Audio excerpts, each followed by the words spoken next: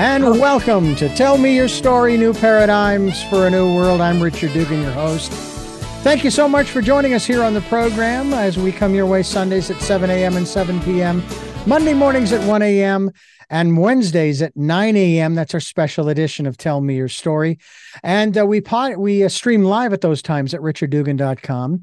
We also podcast. That's right. We have podcasts and videocasts. The podcasts are on SoundCloud, iTunes, TuneIn Radio, Spotify, Stitcher, Player FM, Blueberry, iHeartRadio, Amazon Music, and many other locations. We're also on YouTube, where you can watch these interviews. We hope that you will do so.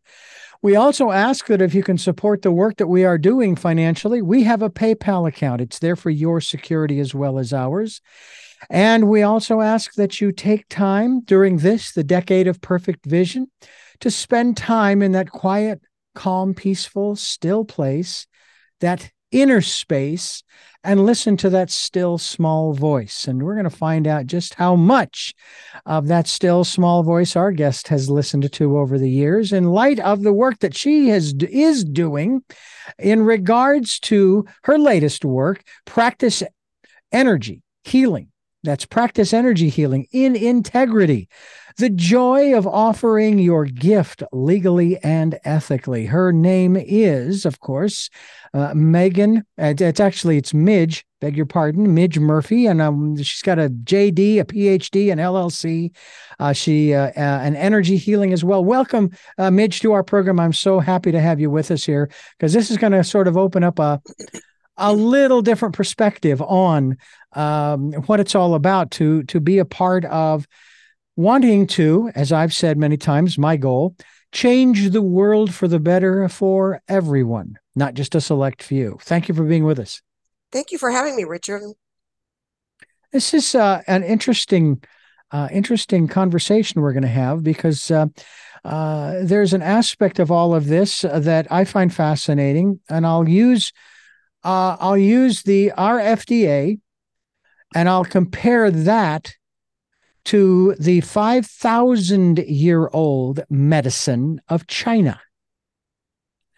And there is no FDA, or was no FDA in China, overseeing and making sure that whatever practices, whatever remedies, et cetera, were used over the last 5,000 years, whether they were safe or not.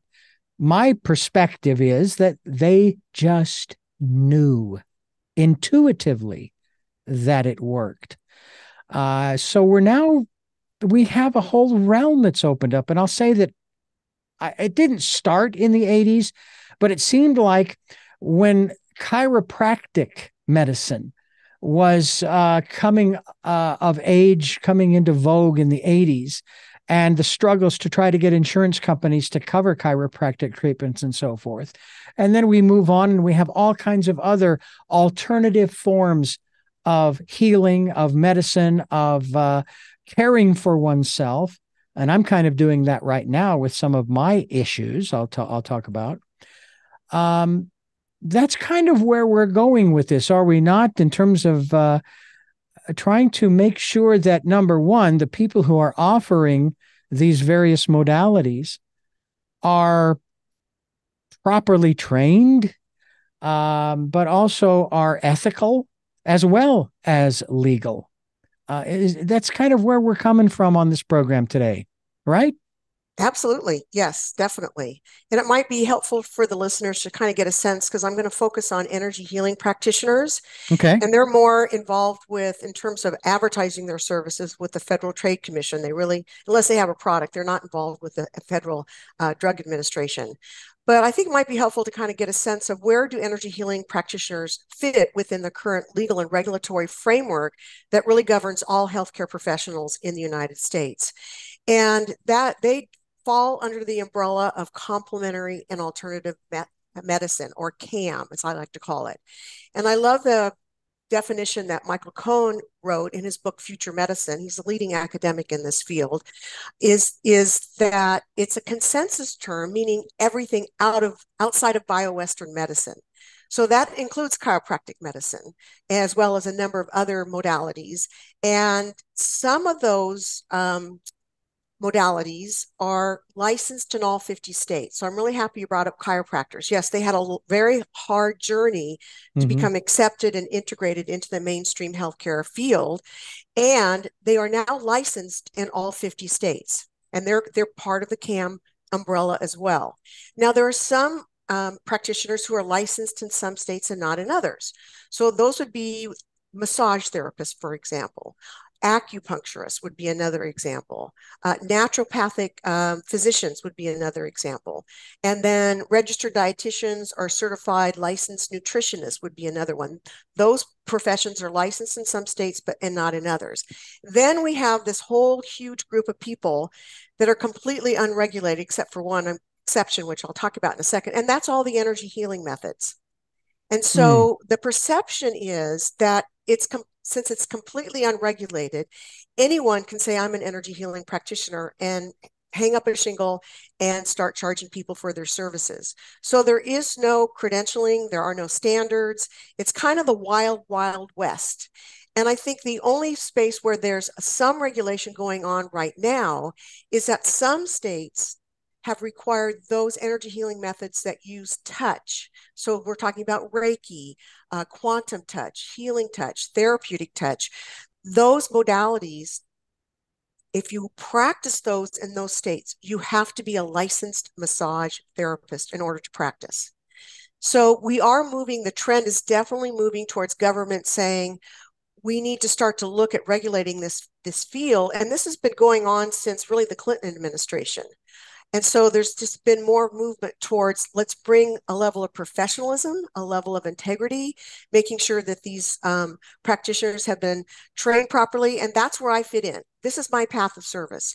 When I got my PhD in energy medicine, and I was thinking, what am I going to do with this? So that was my intuition sort of coming through and saying, there's a huge void here. There is no one who's addressing the legal and ethical issues in the practice of energy healing methods. And I'm kind of uniquely positioned in that I'm an energy healing practitioner myself. I was trained in therapeutic touch as a hospice volunteer. I'm been initiated as a Reiki master. I'm certified in matrix energetics.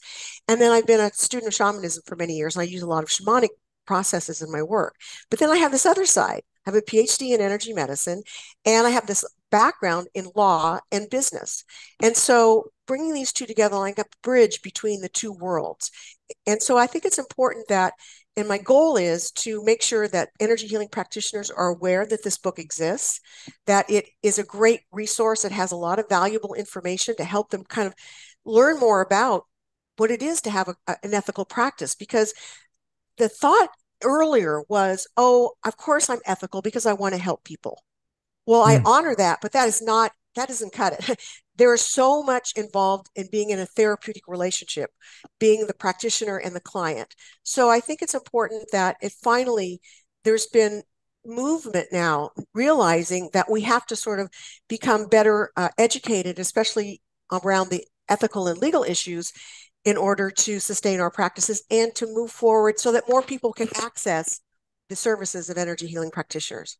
We're talking with MidgeMurphy here on Tell Me Your Story. And we're talking to MidgeMurphy here on Tell Me Your Story. I'm Richard Dugan, your host, and I thank you so much for being with us as we are talking with MidgeMurphy, the author of PracticeEnergy Healing in Integrity, the joy of offering your gift legally and ethically.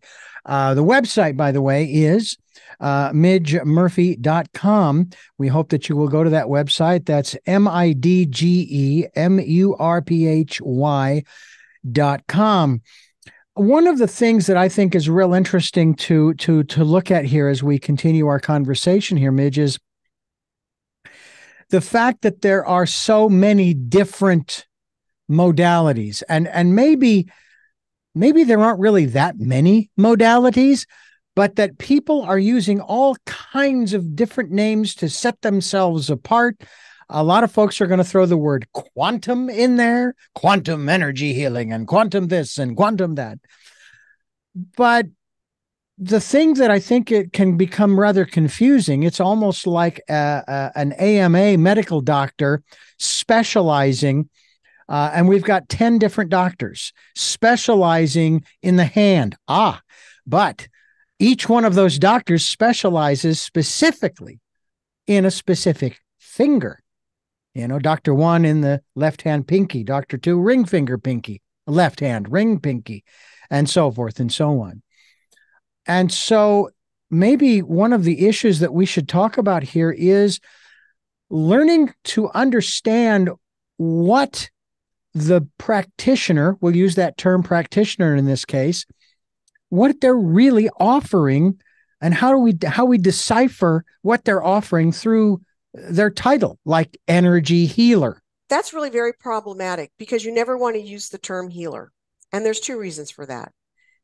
One is from an ethical standpoint, and this is part of my personal code of ethics. I am not a healer. The only true healer in the room is the client. And you take that projection and you disempower the client. So from an ethical standpoint, I call myself an energy healing practitioner. I never use the word healer to describe, excuse me, who I am. The other issue is if you call yourself a healer, you could be charged with practicing medicine without a license. So one of the things you have to understand is that as the Medicine Practice Acts have been implemented in all 50 states, and now they're over 100 years old, the bottom line is that just about any kind of healing work that you do is considered the practice of medicine.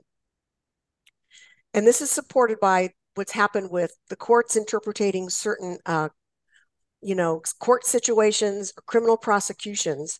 So it's important to know that you don't even want to use the term healer as a title. And I think some of the things that are happening out there is that what I would suggest to the consumer who's interested in maybe engaging the services of an energy healing practitioner is to really do your due diligence and ask them some questions. What is the theoretical basis of your modality? They should be able to explain to you very simply in a couple sentences what is the theoretical basis of the particular modality they're offering, whether it's Reiki or healing touch or quantum touch or EFT tapping. They should be able to answer that question. The other question you want to have is whether or not, how long have you been practicing? What was your training? Are you certified? And then there are so many different certification programs. Some are quite legitimate and very professional. Most of them are not. Most of them are like, you go to a weekend workshop, oh, I'm certified. Well, that doesn't cut it either. That's considered completely unethical. And you're not trained in an energy healing modality by just going to a weekend workshop. So I would say, if you're interested and you feel a good rapport with that practitioner, you get all the information about their training, I would look up their school or their certification organization and really take a look at the program and make sure it's robust, that they've been practicing, they've been mentored, they've been supervised, and that they've spent some time being trained to use this modality in a professional setting. So from a consumer standpoint, I think that's really important because, again, there's this myth out there that, oh, these energy healing practices they're non-invasive and they're safe. Well, that's just not true. I've heard a number of really horror stories about people being hurt by not necessarily intentionally, but just not knowing any better, by practitioners who just don't know the ethical issues, how to have a client-centered practice, and then people get harmed. So I think it's from the consumer perspective, you should do your due diligence and make sure you're engaging the services of someone who's a legitimate, well-trained, highly ethical practitioner. And that's where my book comes into play, because there's an exam based on the book. And so it's an opportunity for practitioners to not only read the book, but pass the exam. It's an open book, self-paced exam online, very easy to do, because then you earn a certificate of completion. That is a professional credential. You have that in your hand. You can show that to your potential clients or maybe into a potential employer that may want to bring you into a clinic. They're not going to hire you, and most people would not want to hire you either for your services if you have not had this training. It's really essential in order to be a professional. Well, I have a real problem here because I'm not talking about a practitioner anymore. A lot of people turn to the internet for answers, and there's no responsibility whatsoever when you're searching the internet. Let's say I'm doing Google. And I'm going to give you an example. As we speak, I just got the test results back from my blood work. My A1C is at 12.1. My average blood sugar per day through the last 3 months was 300. Now, my A1C is now higher than it was when I was diagnosed with type 2 diabetes, which obviously I now have again. And I got rid of it in a month and a half. I was diagnosed 3 years ago. All right. I was back to normal A1C and blood sugar levels in a month and a half. And then since last March of 2023, I don't know why, but it's gone up. So I start doing research online. All right. And I'm going, okay, what are some of the best foods in diet and so forth for diabetic, a type 2 diabetic?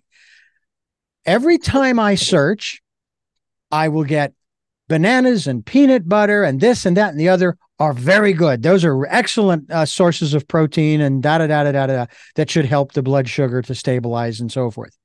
I go search again another time. Peanut butter and banana and this and that and the other thing are horrible. You need to stay away from those things. And it's almost as bad as what we used to hear in the news probably 20, 25, 30 years ago. And we still hear it from time to time. One day, coffee is like the superfood. The next day, coffee will kill you. One day, this food is a superfood. The next day, it'll kill you. And it's like, who do we trust? And if I don't know how to parse or vet a practitioner, not a healer, and I'm going to go with your definition there, a practitioner.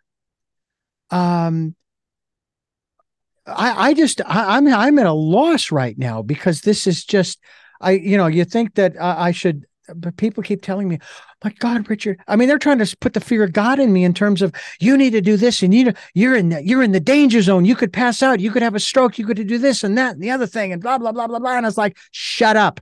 You're not helping me. Help me to understand how we parse through this information that we get, whether it's from a practitioner or for that matter, even online, in terms of our own personal health, because again, we're all individuals. Really, I don't know, Richard. That's not my area of expertise. Okay.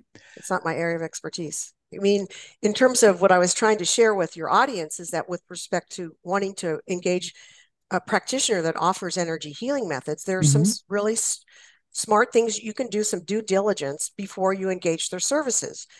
Their background and, how many years have they been in practice? Maybe you get a referral from another friend or client. There's lots of ways that you can kind of vet a potential practitioner that you may want to work with. And I would stay away from those that have very little training, who maybe just hung up their shingle. They don't have a certificate of completion in ethics and legal issues in the practice of energy healing methods. And again, do they have a client-informed consent that is logical and legally sound? There's lots of different things you can look at so that you're getting a sense of their level of integrity, their level of professionalism. And those are the things that you want to look at if you're a consumer. Of course, a lot of people don't even do that with their traditional orthodox medicine in terms of practitioners, doctors, and so forth. They don't do any research. They don't do any digging into the credentials of their physician. Well, they really don't need to for the most part. I mean, they're licensed. And so maybe you need to see an orthopedic surgeon. So you check out that particular practice and there's the bios of the doctors is maybe the one that kind of resonates more with you just from an intuitive level, but they've been trained and they're licensed and they're professionals. And so you don't have to go into their background to know whether or not you need to become their patient because they're licensed. And that's the critical component. Yeah. And it seems to me that within the context of these alternative health practitioners, as I have observed over the last 20, 30 years or more, this area that we're talking about here with you today is a relatively new field, because this is what I would hear. That these practitioners, on a spiritual level, on a metaphysical level, the universe will take care of them. Don't worry about it. Yeah, but what about me? What happens if they bring harm to me? What am I supposed to do? Well, that's the lesson you're supposed to, these are lessons learned. These are life lessons that you've got here. And it just completely negates the whole legal and ethical conversation that we're having here. So I'm not sure how to phrase this other than to ask it, how old is this area that you are involved in terms of the legal and ethical aspects of these alternative practitioners? Well, there's such a wide variety, and some of them are based on extremely ancient traditions and concepts, like medical qigong. Reiki came from Japan. It's, any kind of hands-on energy healing has been around for thousands of years. But now we're bringing it more into the mainstream. And I think because people are wanting to look at their health and well-being, not just from the perspective of Western medicine, which is, take a pill. And sometimes we need that surgery, and I'm not negating it at all. But these other modalities, they look at the whole of the person. So they look at the subtle energies of the body in the person. And so if I'm doing a Reiki session or a therapeutic touch session with someone, I'm not working with the physical body at all. I'm working with the biofield or the chakra system or the meridians or the radiant circuits. There's different kinds of biofield and energy, subtle energies that you can work with. And it's to balance the body, to make sure that the energy is flowing in a proper way. There's no blockages, there's no imbalance. And once you can put the subtle energies of the body back in balance, the body will heal itself. It's the body seeks homeostasis. And so that's kind of the basis of a lot of the energy healing methods, is that it's a way to help the body come into balance. And when the body's in balance and the energies are flowing the way they need to flow, then the body naturally works towards healing itself. So I think that's a distinction. And I think with respect to the field itself, it's becoming, because it's being offered now as a profession, and people are interested in saying, I want to look at this from a holistic perspective, mind, body, and spirit, not just my physical body, because that's where real health is. And so that's where the government's really kind of on board with this too, in terms of they're talking about integrative health and integrative medicine, that kinds of thing. So there is a recognition that's happening in the healthcare field itself around, we need to work and help people be with health and wellness from a more holistic perspective, not just from the physical body. So I think this is where, that's why there's been a lot of interest in the energy healing modalities that are out there, but many of them are very ancient. They've just kind of been repackaged into a more modern, delivery system. That makes sense. Yes, it does. My present wife and I are both Reiki masters. It's been a long time since that training. However, I use it on a semi-regular basis, more for situations in my life than anything else. But I do try to send it, like when my wife is challenged, struggling with her asthma or whatever the case might be. I will send her long distance and absentee healing from where I'm at and so forth. Very nice. And she is aware of that energy when I'm sending it. And because if somebody's sending it to me, it's either it's not working because I'm not aware of it, because I need all the help I can get right now. But I find this whole area of ethics and so forth rather intriguing, because when I was going through that training, or any other training I've ever been through, which there was no certificate, it was just kind of a thing that we did with a group of people, and it was fun and so forth. There was always that discussion of the ethics of using these subtle energies and maybe not so subtle energies. And as one, I'll call him a medicine man, within the unofficially within the Chumash Indian tribe here in Santa Barbara County. He told me that any time that you want to achieve something, yeah, absolutely, but you have to remember that there's always a price to pay. Now, he didn't necessarily mean that in a negative way, but Einstein said it best: for every action, there is an equal and opposite reaction. Are you prepared for that? And it's not that by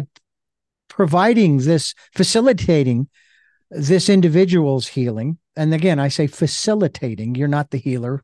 I'm not the healer. Um,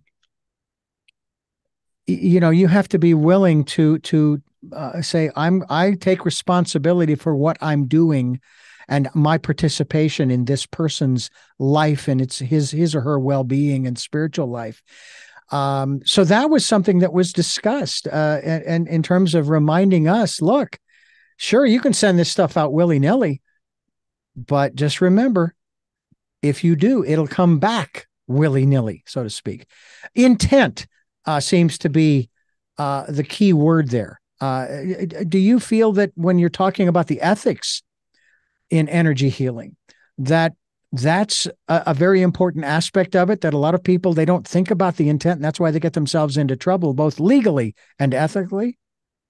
Well, I don't know if it's about intent. I mean, I think we have to step back here, and if you have a professional practice, whether or even if you don't, if you do not get permission from the person that you want to do any kind of energy healing work with, that is sorcery. Oh. And because you do not have permission from that person to enter their biofield and do anything. And so that is highly unethical. So, and as a professional, you never do that. But as a professional, you don't, the intention you set as a professional energy healing practitioner is to be a compassionate, non-judgmental presence. You are absolutely not attached to any outcome, because if you are attached, that it won't work. It just won't work, because you've already collapsed the thought field. The energy is collapsed because you already have the thought. This is what we have to have as the outcome of this session. So the intent is to be really a very compassionate, non-judgmental presence, so that you're a very clear channel for whatever technique you're using, whether it's Reiki, therapeutic touch, or whatever. And as soon as you start to not be able to be a clear channel, that's when the energy gets mixed up. Violations of boundaries can happen, and different kinds of issues can arise. So in terms of intention, the intention is, again, to be completely compassionate, non-judgmental, not attached to outcome, making sure you're a very clear channel. So you have to know what your stuff is. Mm-hmm. If you haven't done your own healing work, then that can mess up the sort of the matrix of what's happening in an energy healing session. So again, Wow. it takes some judgment, it takes some work, some wisdom to really be a really high quality energy healing practitioner, because you need to make sure that you're not projecting any of your stuff onto the client. Also, how to hold really exquisite boundaries so that they're not throwing their stuff onto you energetically as well. So that can happen a lot. And I learned a lot about that when I first was practicing.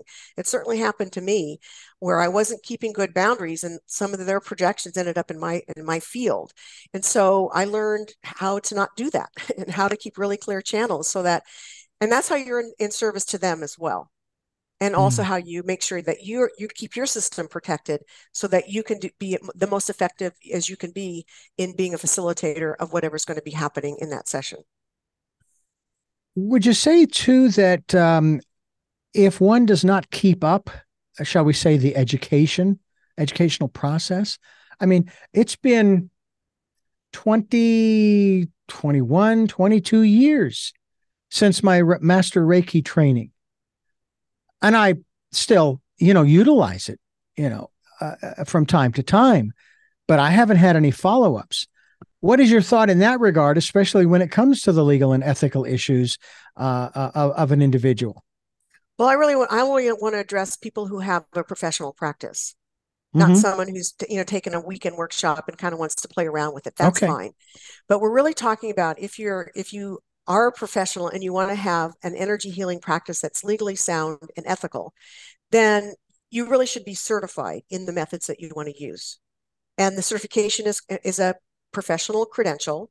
And if you're with a legitimate and highly integrity certification program or training school, then you will most likely you get certified for a certain number of years and you can renew.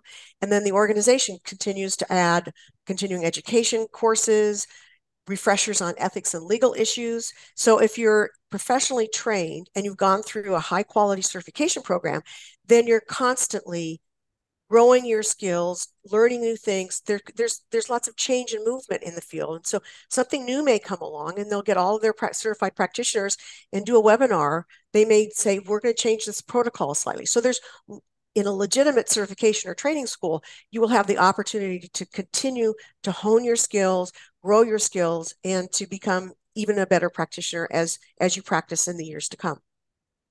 We are talking here on the program today with MidgeMurphy, and we're talking about her latest work that she is talking to us about, PracticeEnergy Healing in Integrity, the joy of offering your gift legally and ethically here on Tell Me Your Story. I'm Richard Dugan, your host, and we haven't really gotten into legal and ethical issues when it comes to the more esoteric aspects of our society and our civilization, or shall we say alternative forms of health, wellness, medicine. These are the kinds of things that we need to start taking a look at, because it is becoming so much more mainstream, if I am correct, MidgeMurphy, our guest here on the program, that this field is actually probably growing, because unfortunately there are a lot of people out there who just don't give a rip. They're going to do whatever they want, whether they declare, I have the First Amendment constitutional rights to, or they just don't care about anything. And they say, I'm a lone wolf. I'm a free spirit, and I'm going to just do whatever I want. And I'm going to put it out there. And they don't think about the consequences down the road, not just spiritually, not just esoterically, but in the material world, legally as well as ethically. Yes, absolutely. I mean, the biggest risk that non-licensed practitioners face of any kind of energy healing modality is being charged with practicing medicine or psychotherapy without a license. I mentioned earlier that medical practice acts have been very broadly construed over the last 150 years, so that any kind of healing work is considered the practice of medicine. So most of the energy healing practitioners out there are unaware that they could be charged with practicing medicine or psychotherapy or some other licensed profession without a license. It's a crime to do so. Mm-hmm. So they're not going to throw you in jail. There's kind of a rumor out there you're going to get thrown in jail if you do energy healing work. But you will get a cease and desist letter from a licensing board saying you are practicing medicine without a license. You need to stop. Sometimes there's a fine involved. But the bottom line is your practice is shut down and you're done. Mm-hmm. So my book and what my training is all about is how do you put yourself out there without the risk of a big, huge red flag being over your head? And so a lot of it's, what kind of words do you use on your website? Do you say you do treatments? If you're not licensed, don't ever use that word, because the perception is if you are offering treatments, you're offering some kind of licensed healthcare services. Mm. You only offer sessions. The other words you don't want to use is you don't have patients. You only have clients. Mm-hmm. And you have to stay away from medical terms on your website and or psychotherapy terms or psychological terms on your website. So if you're an unlicensed energy healing practitioner that says, I work with people with anxiety, you can be charged with practicing psychotherapy without a license, because anxiety is a DSM-5 mental health disorder. You can say worry or stress. There's the nuances of the words are very, very important. So the risk that you face is that, you could be charged with a crime. The other issue is how you are marketing your services to the public. And this is where the Federal Trade Commission comes in, because they're the regulatory agency that really governs how you advertise your services to the public. And almost all of the energy healing practitioners' websites that I've seen, 95% of them are in violation of Federal Trade Commission rules and regulations on how they use their testimonials, client testimonials. Some people think, well, I can say whatever I want. My client said this, it's a testimonial, and therefore I can put it on my website. No, that's not true. Because once a testimonial gets on your website, it is a form of advertising, and therefore it's subject to the regulations regarding advertising your services. So you can't just say whatever you want. And the FTC is looking at websites that do these kinds of what they would call misleading claims way out there. So, you can get cured of this and this and X amount, especially dealing with chronic conditions. Mm. So I think it's really important. This is what the book is all about, is to really educate practitioners about the fact that there are legal risks in offering your services to the public. And there, on the other flip side, is there are a lot of licensed healthcare professionals who are wanting to incorporate energy healing methods into their practices because they find they have better outcomes, either through psychotherapy or through medicine or some other licensed profession. So those folks have to be very careful, because any of these energy healing methods that they want to use would not be considered part of their scope of practice as legally defined in their Practice Act in each state. So they are subject to the claim of practicing below the standards of care or outside their legally defined scope of practice. And it can subject them to professional discipline where they can lose their license. And that just happened. I talked to a physical therapist who lost his license because he was doing some energy work on a patient. She wasn't happy about that. She filed a complaint against the board. And because he was not practicing physical therapy as defined by the law in his state, he lost his license. So there's a lot at stake here. And it's important to start to educate yourself if you want to practice, whether you're licensed or non-licensed. And that's what the book is all about. It's about providing practitioners with really pertinent, important information so that they can grow their practices and learn what the legal issues are, what the ethical issues are, so that they can start to think about how to, first of all, move through with empowerment in offering their services to the public without the threat of either being shut down or losing their license. You know, and what is interesting, again, this is still a relatively new area for a lot of people to think about. I mean, you've been in it for a while, and I'm curious as to why you are in this particular field, in regards, not in regards to your energy healing practice, if I have that terminology correct, because again, you've got to use the right words here, folks. But in terms of this whole aspect of the legal and ethical ramifications of having a quote unquote practice in alternative medicine, how did you get involved in this? Why do you care? Well, I think it's really my soul's calling, to be honest with you, as part of it. And it's been a long journey. I practiced entertainment law in Los Angeles for over a decade. And through that process, it was really fun. I learned a lot, and I made the pinnacle of what I wanted to do, which was become a respected entertainment attorney in Los Angeles. And yet when I achieved all my goals, then from a professional standpoint as a lawyer, there was still this little empty space inside of me. And I was curious. And so I started to look around, and that's when I started to be more interested in the spiritual aspects. And a friend that I worked with at ABC Motion Pictures back then, introduced me to the book, An Autobiography of a Yogi about Paramahansa Yogananda. My metaphysical primer. Yeah, mine too. Yeah, absolutely. And so that kind of opened me up, and I was curious. And then I started another business. I left LA, and I had an adventure travel company, and we led treks all over the world, high altitude mountaineering mostly.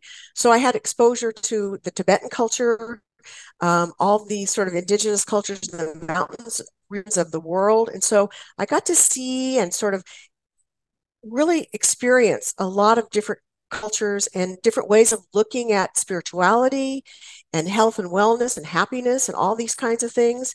And then when I moved to Eugene, Oregon, I became a hospice volunteer. And it was in that experience that I was introduced to therapeutic touch.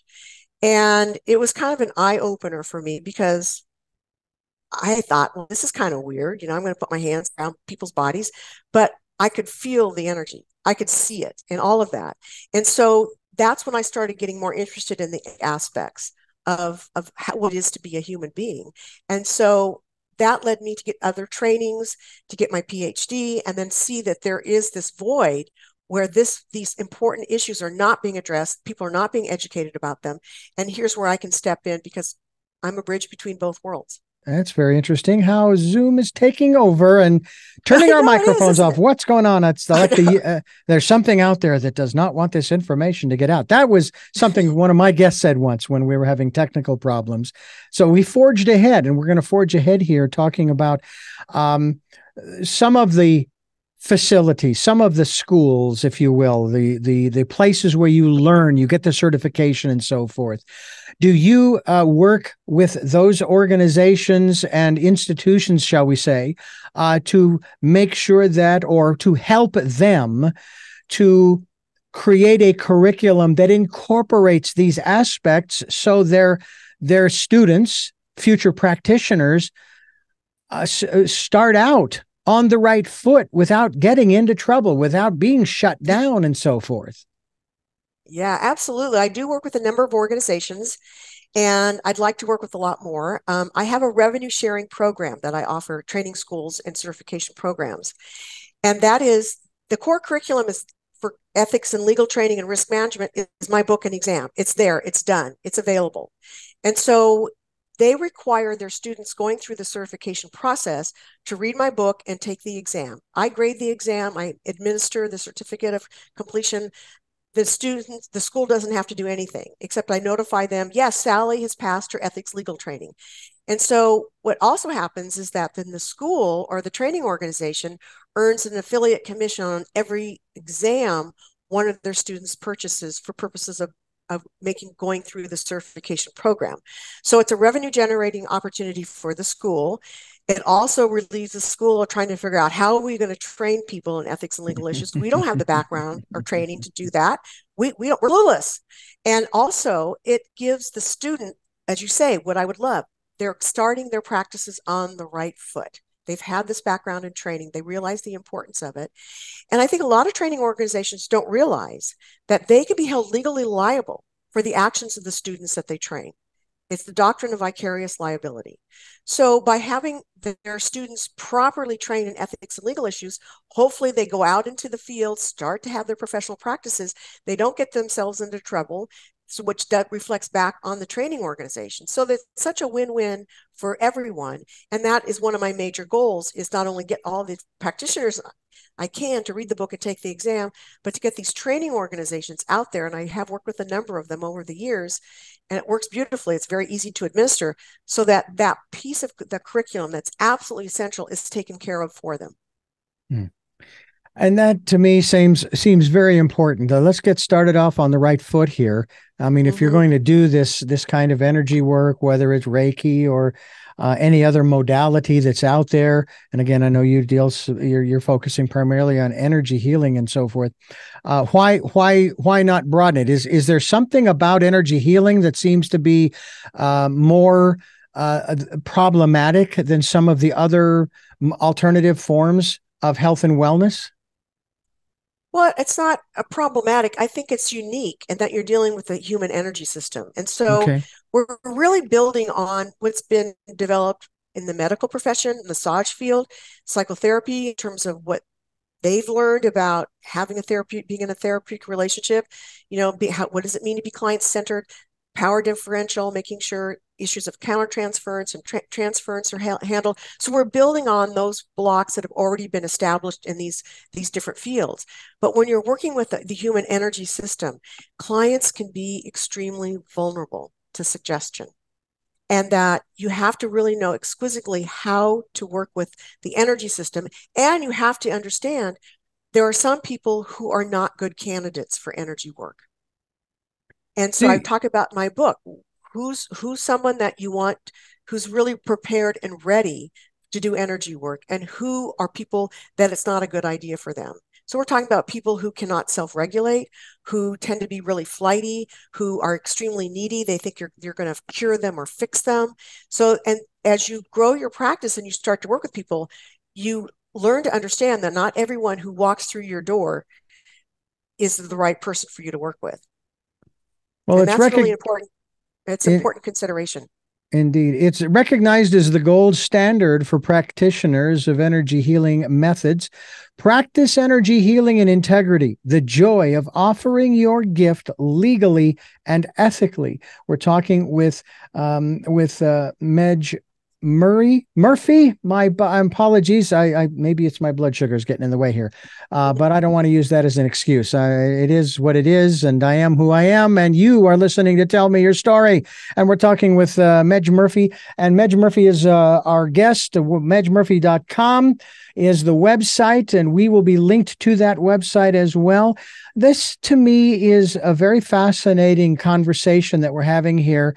And I want to dive into your area, not so much of expertise in terms of the issues of the legal and ethical issues and so forth, but your own practice and how you started, how you were introduced to, how you became involved and decided to get the training. And I'm going to guess that it was the proper training with certification in energy healing. When did that start for you? What was the catalyst? Well, I don't have a certificate. I have a PhD in energy medicine. So if we talk about the academic credential that I have, that was when I was introduced to Norm Shealy and Carolyn Mace, and they were teaching courses on the use of intuition, and she was a medical intuitive at the time working with Norm. And Norm is very well known. I think he established the holistic medical profession, and he's been around. He was the head of my dissertation committee when I went through my PhD program. So that's one aspect of my training. And then the other is, as I mentioned, I learned therapeutic touch as a hospice volunteer. I'm not certified. I don't have certification per se in therapeutic touch. And then became very interested in matrix energetics. I don't think it's really active right now, but I got certified in that program. And then in terms of the shamanic work that I've done, I've trained with a number of medicine people. I've had 3 major trainers, and so I've spent years training with them. And that's sort of where I get my background in training in terms of using shamanic processes if I'm doing energy healing work. But I'm really not focused right now in my life on doing energy healing per se. I'm really focusing on my book and the exam, and to be of service to the field as we move forward, and as states begin to start to make rumblings about licensing energy healing practitioners. And there's a bill right now in Massachusetts that would require energy healing practitioners to be licensed. And so it's important to get some information out there and to help bring the whole field forward, so that people have the opportunity to practice if they're trained and they have these gifts that they can offer to the public for overall health and well-being. My first wife went to Phoenix Massage College. She got her massage therapist license that has to be renewed every year. Mm-hmm. And sadly, I was not the beneficiary of too many of those massages, but that's okay. That's all right. I'm glad that she had found at that time that which served her. Did you find, when you were into the whole aspect of being a facilitator, being a practitioner, did that bring you, let me rephrase the question. What did that bring to you? How did that serve you in serving those who came to you, your clients? I don't really look at it as serving me at all. Okay. I'm being in service to someone who's come to me, and we've decided to mutually work together. So it doesn't I don't really, that's not the framework that I operate from. Okay. It's really about being in service. Mm-hmm. And to be in service to the clients. And so, and again, so that's how I feel about, these schools that I'm working with and others that I'd like to connect with, and practitioners out there that are offering these services to the public, is to be in service. And that's, to me, my spiritual calling. That's the bottom line, is being of service. That's really where most all of my guests come from. Maybe all of them would say the same thing. And I certainly say that of myself, not as a practitioner. Okay. I am not. I may have my Reiki master's certificate hanging on the wall somewhere. But it's not something that I advertise or use in a consistent, continuous way. It's hit and miss. It's, I'm aware of this situation, or my wife is going through this situation, and okay, I'm on my way to work, but I'll be sending you Reiki throughout the day. Making that commitment in that regard. I don't send it to myself very often, and I know that I can. I know that I can.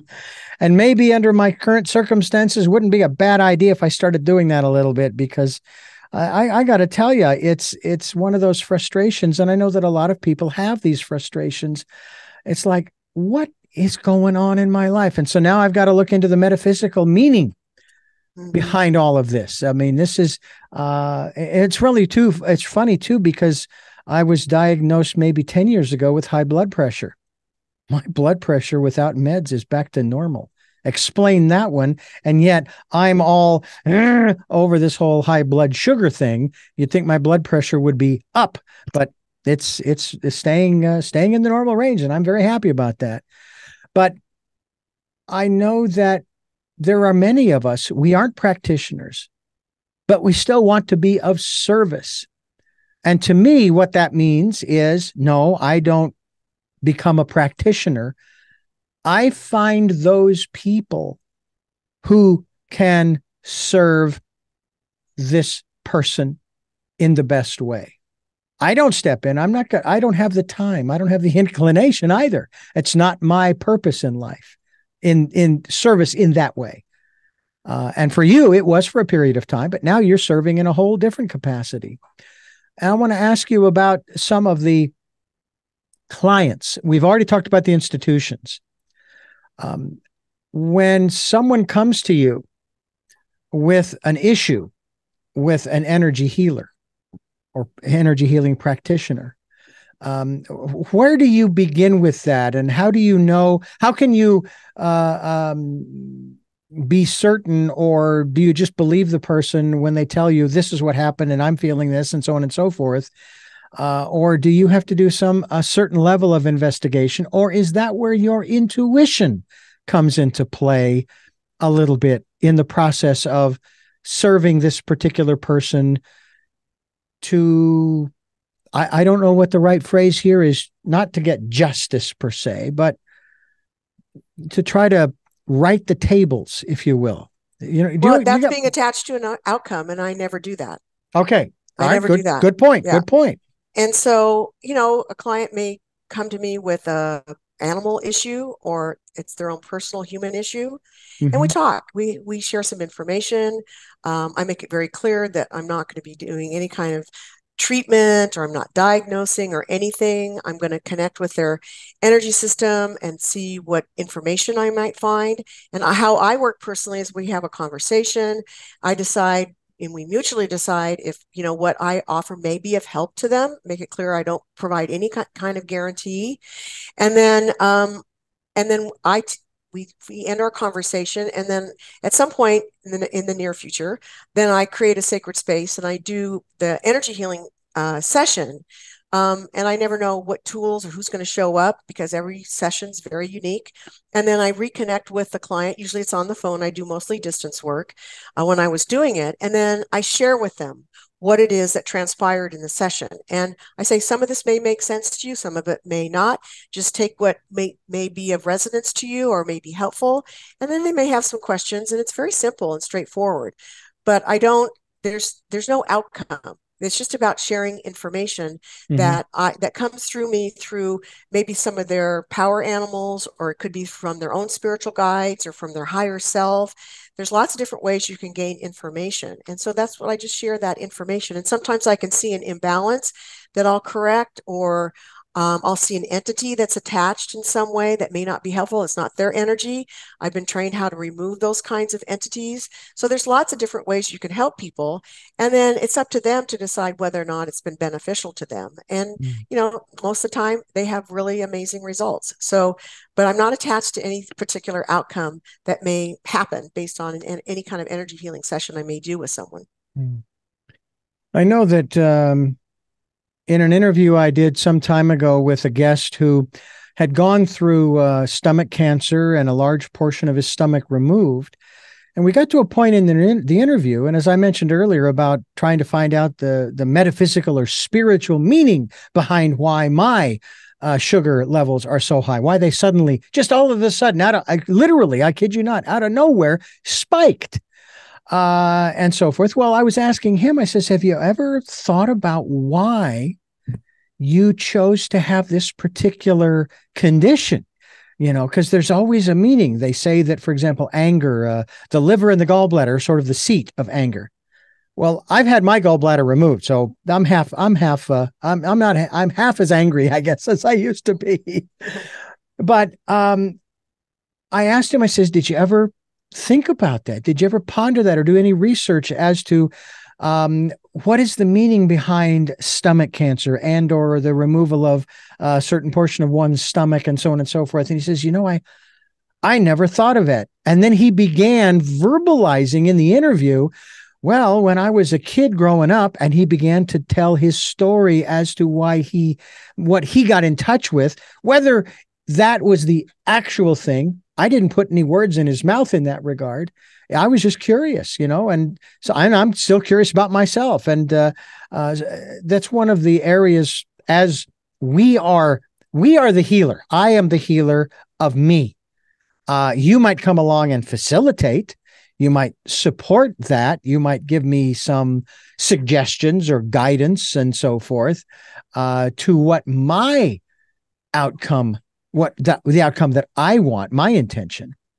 But I just have a feeling too that a lot of people, they have these experiences, which I will never, ever dismiss. When I was working for the Christian radio station for 15 years back in the 80s and early 90s, and people would share these incredible and miraculous experiences, I would believe them, because to tell them, oh, I'm sorry, but I don't find anything in the book that supports what you're talking about, you undermined their own faith, their own philosophy. You start to knock the pins out from under them. And I have a feeling that there are some practitioners that, I don't know, maybe they're outcome driven and they'll start to do stuff like that. And it's like, no, don't do that. If the person says they had that experience, who are you? You weren't there. That kind of thing. I address that in my book about, because your clients could be in a slightly altered state of consciousness and information comes up. And you're not there to judge it. You're not there to comment on it. You're just there to facilitate whatever meaning it has for them.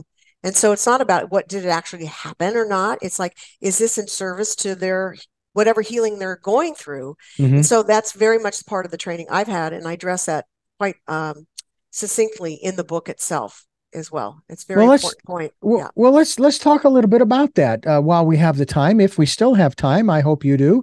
I don't have much more time, actually. All right. Well, all right. I'll tell you what, let's put that particular element on pause. I do want to remind our listeners, we're talking to MidgeMurphy. MidgeMurphy.com is the website. Oh, the book. Yes, folks, the book. We want you to get a copy because I think that you would do well to check it out. And the title of that book happens to be, folks, as I scroll through all of the great information that I have here in regards to the work that as an energy healing practitioner and the first attorney to receive her PhD in energy medicine from Holos. Is that Holos University? Holos University. A deep understanding of both the law and alternative healing arts, which is extremely important. The title of the 2015 book, published in 2015, I should say, which is groundbreaking, folks. I guarantee you, PracticeEnergy Healing and Integrity, the joy of offering your gift legally and ethically. And we hope that you will also go to her website, which is MidgeMurphy.com, as we continue here on Tell Me Your Story. I'm Richard Dugan, and I thank Midge Murphy for joining us here on the program. And Midge, I want to thank you for being with us throughout this program. And I'm hoping that we didn't belabor too many points, and I'm hoping that we got to, for the most part, the core. But I guess the best way for people to get to the core is to get a copy of your book. And thank you for sharing yourself and that with us. Thank you. And I want to let people know that you can purchase the book on Amazon as well. So that's an easy access in terms of buying a book. It's available on Amazon. Yeah, fantastic. Thank you for having me. It's been a pleasure. Well, thank you. I do have 3 final questions for you that I ask all of my guests here on the program. Before I do, I want to thank you for listening to and watching Tell Me Your Story, New Paradigms for a New World. We're giving you choices and knowledge of those choices to help make your dreams come true. We are here on Sundays at 7 a.m. and 7 p.m., Monday mornings at 1 a.m. and 9 a.m. on Wednesdays for a special edition of Tell Me Your Story. We stream live at those times at richarddugan.com, and we are on podcasting at SoundCloud, iTunes, TuneIn Radio, Spotify, Stitcher, Player FM, Blueberry, iHeartRadio, Amazon Music, and many other locations. And we are on YouTube. And as far as the podcasts are concerned, we are fast approaching. I know it's taken let's see, I don't know how many years. Anyways, from January 2018, January 1 of 2018, we are about to hit 100,000 listens on through the SoundCloud analytics, which takes into account all of those other podcasting sites I mentioned. As I mentioned, we're on YouTube, and I hope you'll hit notification on either a podcast or the video cast so that the next time I post a conversation, you will be notified. Also, if you can support the work we're doing, we would greatly appreciate any financial support that you can provide. We have a PayPal account. It is there for your security as well as ours. Just put in my email address to whom to send the contribution, richard@richarddugan.com. That's richard@richarddugan.com. And finally, please take time during the decade of perfect vision, the 2020s, to go within and listen to that still small voice. Listen to your intuition. But more than that, follow the promptings. It isn't easy at first. I will be the first to attest to that.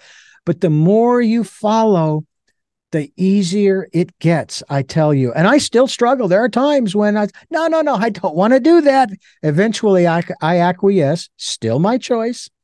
And I'm glad that I did. I'm also glad that I have had my very special guest here on the program to talk about what we've been talking about. And to that end, we go to our final three questions. And the first of those is, who is MidgeMurphy?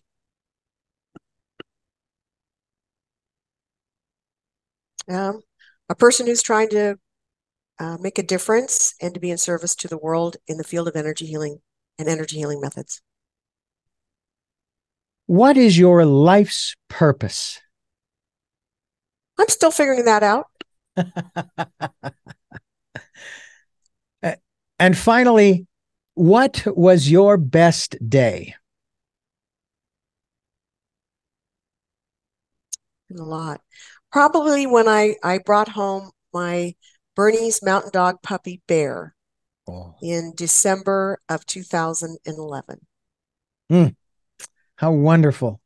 I may get one of those myself one of these days. Well, again, Midge, I thank you so much. MidgeMurphy.com is the website, and we really do appreciate your time today and do look forward to having you back in the not too distant future. Sounds good. Thank you so much. And I thank you for listening to and watching Tell Me Your Story. And until our next broadcast, podcast, videocast, love to Lal. Jeanette, I am listening. Dad, I'm so glad you're happy now. And to my best friend, Smokey, I will see you on the other side.